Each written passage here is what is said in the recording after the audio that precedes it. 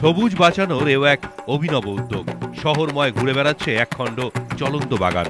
এ শুধু ট্যাক্সি নয়, চালক মৃত্যুঞ্জয় চক্রবর্তীর কথায় সবুজ রথ। কেন? সেটা উপলব্ধি হবে একমাত্র সবুজ রথে সওয়ার হলেই।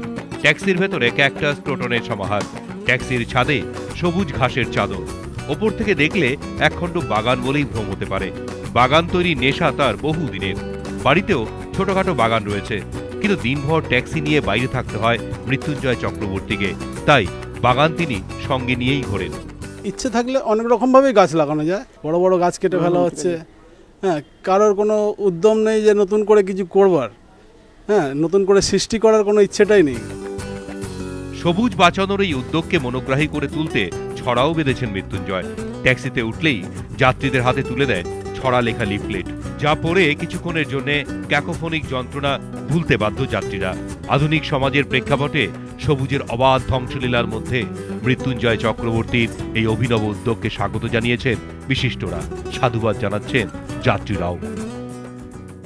নগরে চলেছে ট্যাক্সি, অন্দরে বাগান, গাছপালা হইল তার যেন শিরস্ত্রাণ।